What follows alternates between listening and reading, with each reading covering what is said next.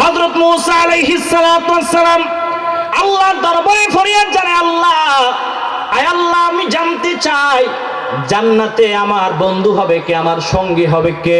জোরে বলেন সুবহানাল্লাহ। কে জানতে চায়? সবচেয়ে বেশি আল্লাহর সঙ্গে কথা বলেছেন যেই নবী, সেই নবীর নাম কি? হযরত মূসা আলাইহিস সালাতু ওয়াস সালাম। মূসা আলাইহিস সালাতু ওয়াস সালামের এত বেশি রাগ ছিল, মূসা আলাইহিস সালাতু ওয়াস সালামের যখন রাগ উঠতো পাগড়ি ভেদ করে চুলগুলো দাঁড়িয়ে যেত, এত বেশি রাগ ছিল। মূসা আলাইহিস সালাতু ওয়াস সালাম আল্লাহর কাছে ডাক দিয়া বলে, মালিক, আয় আল্লাহ, আমি জানতে চাই জান্নাতে আমার সঙ্গী হবে কে? আমার আল্লাহ রব্বুল আলামিন মূসা আলাইহিস সালাতু ওয়াস সালামকে জানায় দিলেন, ও মূসা শোনো, জান্নাতে তোমার সঙ্গী হবে একজন সাধারণ কসাই। কি? জোরে বলেন। সাধারণ একজন কসাই। মূসা আলাইহিস সালাতু ওয়াস সালাম বড় অবাক হয়ে গেছে, তাজ্জব হয়ে গেছে। কি বলে? আমি এত বড় একজন নবী, এত বড় জবানার পয়গম্বর, আমার জান্নাতের সাথী হবে নাকি একজন কসাই? আল্লাহর কাছে ডাক দিয়ে বলে, আল্লাহ, আপনি তার ঠিকানা, তার বায়োডাটা আমাকে দেন, আমি একটু দেখতে চাই সে কি এমন আমল করে, কি এমন আমল করে, কি এমন কাজ করে যে আমলের কারণে কসাই হওয়া সত্ত্বেও সে আমার সঙ্গে জান্নাতে আমার বন্ধু হবে, আমার সঙ্গী হবে, আমার সাথী হবে। আল্লাহ রাব্বুল আলামিন সব অবয়ব সব কিছু বলে দিলেন। মূসা আলাইহিস সালাতু ওয়াস সালাম আবার সেই অঞ্চলে চলে গেলেন, সেই কসাইয়ের কাছে চলে গেলেন। যায়া সারা দিন দূর থেকে ফলো করেছে এই কসাই এমন কি আমল করে, এমন কি স্পেশাল আমল করে যেই আমল করার কারণে আমার সঙ্গে জান্নাতে আমার বন্ধু হবে, আমার সঙ্গী হবে। মূসা আলাইহিস সালাতু ওয়াস সালাম সারা দিন খেয়াল করে দেখলেন তেমন কোনো কাজ তো সে করে না, খালি গোস্ত কাটে আর বিক্রি করে। কি ব্যাপার? তেমন কোনো কাজ তো করলো না। শেষে দেখে অল্প একটু গোস্ত নিয়ে বাড়ির দিকে রওনা হয়েছে সন্ধ্যার সময়।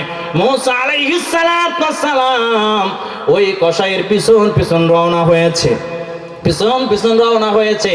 ওই কসাই যখন বাড়ির মধ্যে ঢুকেছে, মূসা আলাইহিস সালাতু ওয়াস সালাম দরজায় গিয়ে নক করেছে আর বলো, কসাই ভাই, আমি একজন মুসাফির, আমি আজকে তোমার বাড়ির মেহমান হতে চাই। জোরে বলেন সুবহানাল্লাহ। কসাই চিনে নাই। কসাইও সরল মনে ডাক দিয়ে বলে, ভাই, কোনো সমস্যা নাই, আপনি এখানে বসেন, ঘরের মধ্যে আমার অন্যরকম একটু কাজ আছে।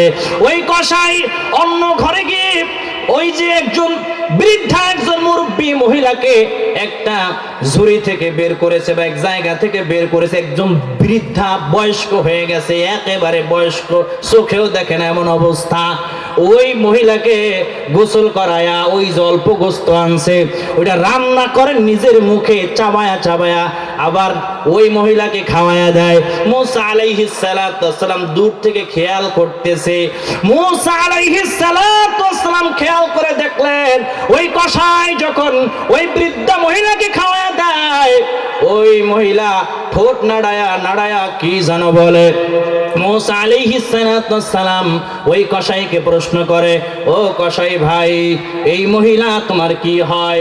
কসাই ডাক দিয়া বলে, এই মহিলা হলো আমার মা, আমার বাবা ছোটবেলায় দুনিয়ার থেকে বিদায় নিয়ে চলে গেছে। আমার মা আমাকে কষ্ট করে বড় করেছে, মানুষ করেছে। আমার মাকেও আমি ভুলে যাই নাই, ছেড়ে যাই নাই। আমার মায়ের খেদমত আমি এখনো করি। আমি সারাদিন গোস্ত বিক্রি করার পর অল্প একটু গোস্ত নিয়ে আমি বাড়িতে চলে আসি, আর ওই গোস্ত রান্না করে নিজের মুখে চাবায়া চাবায়া আমার মাকে আমি খাওয়াই। আর আমার মা ওই যে ঠোঁট নাড়ায়া আল্লাহর কাছে দোয়া করে, আল্লাহ, আয় আল্লাহ রব্বুল আলামিন, আমার সন্তানের উপর আমি রাজি খুশি হয়ে গেছি। আয় আল্লাহ রব্বুল আলামিন, বর্তমান জমানার মূসা পয়গম্বর, মূসা নবীর সঙ্গে আমার সন্তানকে জান্নাতের মধ্যে বসবাস করার জায়গা করে দিয়ে। জোরে বলেন সুবহানাল্লাহ। আহা, মা দোয়া করছে। এখন ওই কসাই মূসা আলাইহিস সালাতু ওয়াস সালামকে ডাক দিয়ে বলে, ভাই বলেন, এই যে দোয়া করে আমার মায় সম্ভব? আমি একজন সাধারণ কসাই, আর আমার মা আল্লাহর কাছে দোয়া করে, আমার কোনো প্রতিদিন দোয়া করে যে আল্লাহ আমার সন্তানকে আপনি মূসা নবীর জান্নাতের সাথী বানায়েন, বন্ধু বানায়েন। জোরে বলেন সুবহানাল্লাহ। ভাই কি সম্ভব? আল্লাহ কি কবুল করবে? মূসা আলাইহিস সালাম ডাক দিয়া বলে, ও কসাই ভাই শোনো, তোমার মা যেই দোয়া করেছে এই দোয়া আল্লাহ কবুল করে নিয়েছে। তোমার মা যে নবীর সাথী হওয়ার জন্য দোয়া করে তোমার জন্য, সে আর কেউ না, আমি হলাম মূসা পয়গম্বর। জোরে বলেন সুবহানাল্লাহ।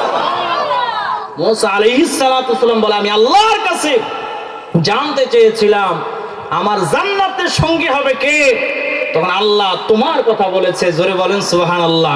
তোমার মায়ের দোয়া আল্লাহ কবুল করে নিয়েছে। জোরে বলেন না সুবহানাল্লাহ।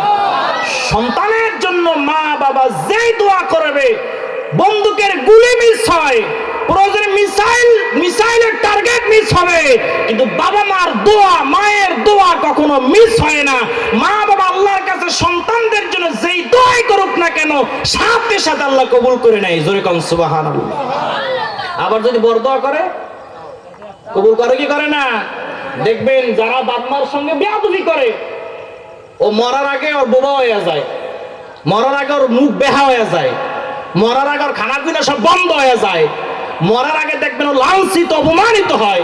ঠিক কিনা? জোরে বলে। আপনারা আজকে থেকে পরীক্ষা করবেন, আমি যেই কথাগুলো বলে যাই, যারা বাবা মার সঙ্গে বেয়াদবি করে, যেই সন্তান বাবা মার গায়ে হাত তুলে, যেই সন্তান বাবা মাকে তুই তুকারি করে বেয়াদবি করে, সম্মান করে না, তাজিম করে না, আপনারা দেখবেন, খেয়াল করুন, মৃত্যুর সময় ওর জবান আল্লাহ বন্ধ করে দিবে। ওর জবান থেকে মৃত্যুর সময় কালেমা জারি হবে না। ঠিক কিনা? জোরে বলো ঠিক কিনা?